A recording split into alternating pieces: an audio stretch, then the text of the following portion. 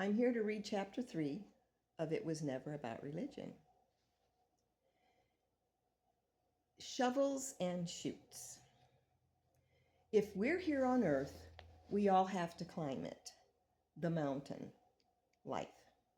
Sometimes it's easy, sometimes not so much. There are all kinds of people in this world, many shades, many belief systems, religions, and pathways that each person chooses to walk. One of the things I learned early on from scripture, or just echoing through the air, is what many call the golden rule. Some say these words refer to the scripture that states, "Do unto others as you would have done unto you." However, it is a concept embedded in almost all religions. Christians try to live by it. They often fail. My hair's messy. Muslims and Jewish people try to live by it. They too often fail. Why is that? Well, as President Ronald Reagan was fond of saying, maybe it has to do with another scriptural principle that is taught in more than churches. It's the reaping and sowing scenario. Farmers around the world are far from prophetic when they tell you that if they sow corn, corn will grow. The same goes for other areas of our lives. If we sow hate into the world, that's what will grow. If love, love.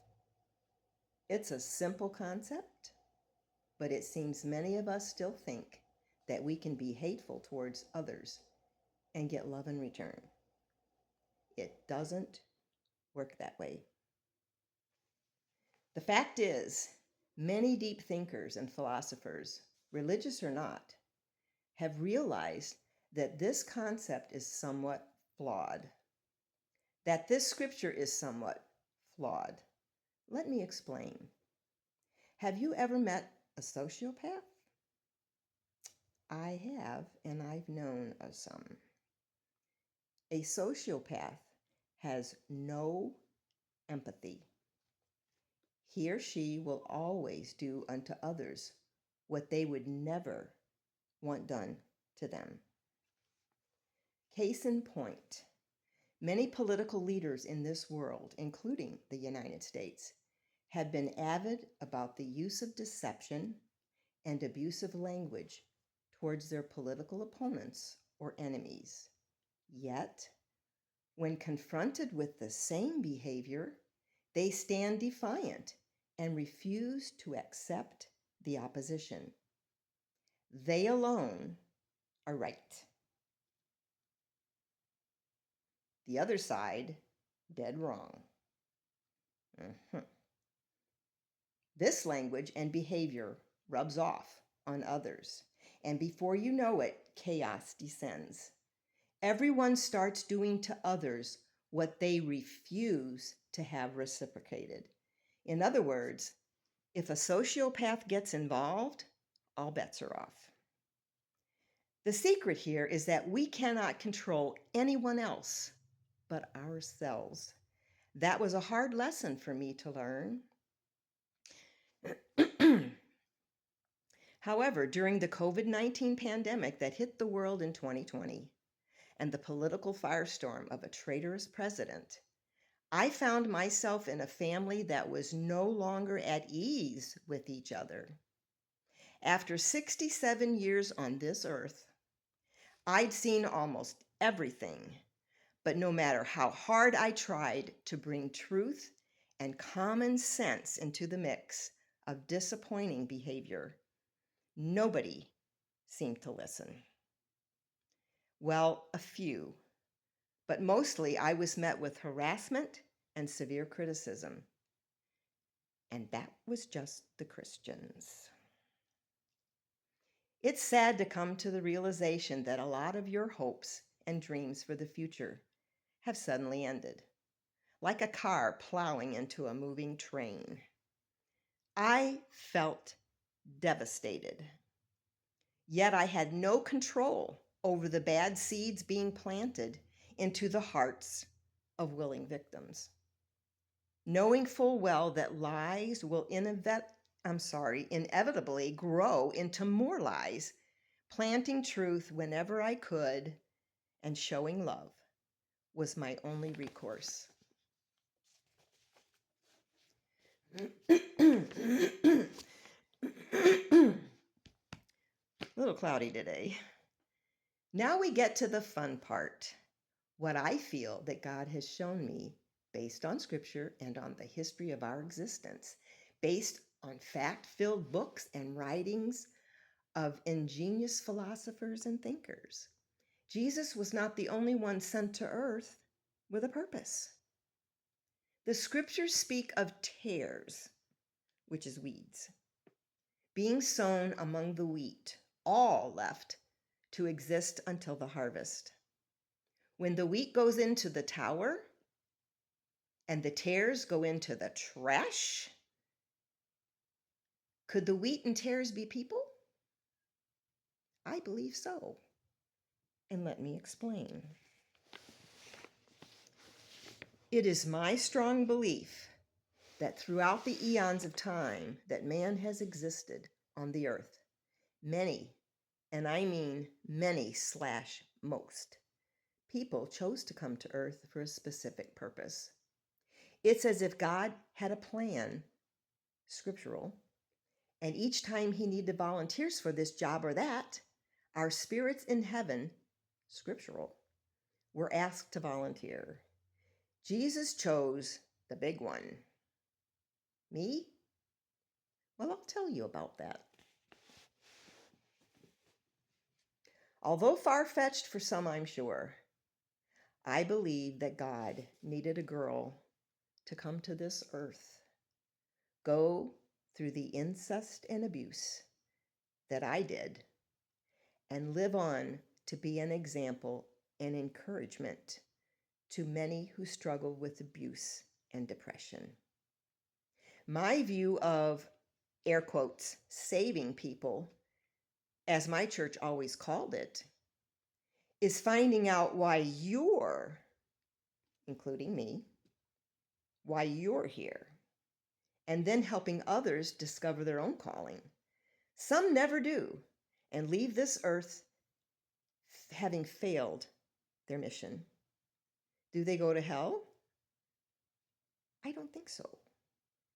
The scriptures are very clear that mankind is not responsible for a bad word or deed unless they know the words and deeds are bad. Scriptural. The scriptures also say that all who do right are his children. Many people like me find their way, and although they might not know their specific purpose, to smile at a person ready to commit suicide, possibly, they fulfill their mission and bring light into this world. Perhaps they seek to plant seeds of love, not hate, and the world is better for it. Perhaps they allow others to be who God made them to be without judgment. Perhaps they learn truths that change their perspective, like finding out that the word homosexual didn't appear in Bibles until 1946. More on that later. I know that shocks some people, but getting an education and learning history's truths changes everything. It changes the way people look at farming. I'm curious, which seeds are you planting?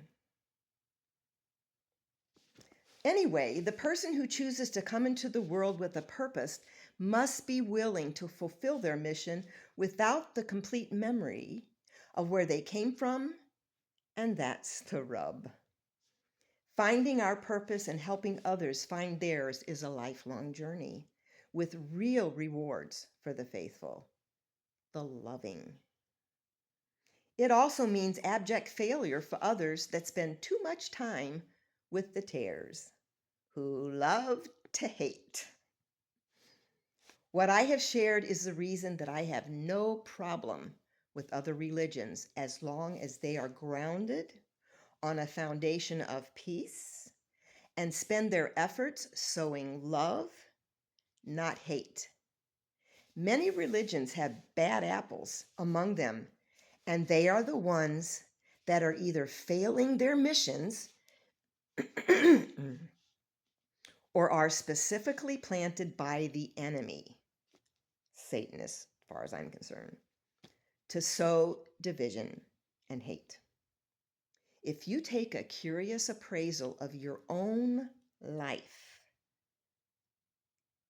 you will most likely be able to recognize what seed you came from.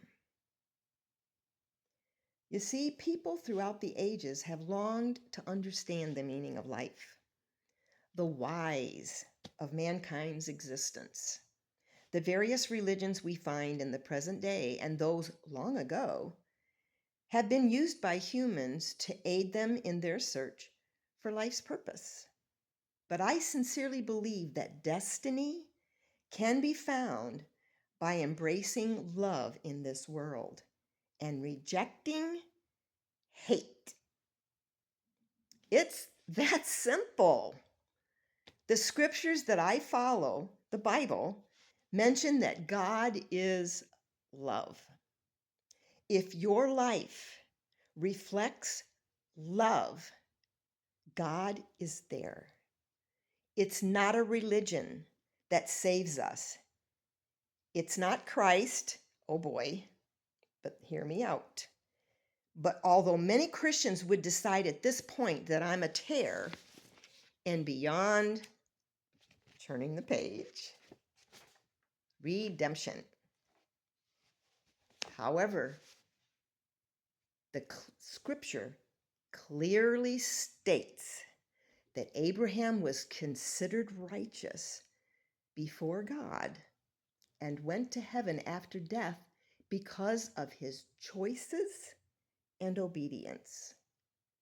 Israelis call it Lech Lecha, going because God said to.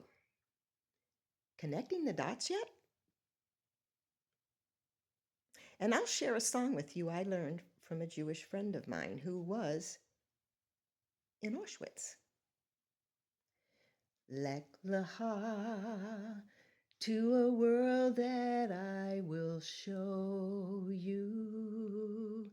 Lech Lecha, to a land you do not know. Lekila, on your journey I will bless you, and you will be a blessing. You will be a blessing. You will be a blessing. Lech Lecha.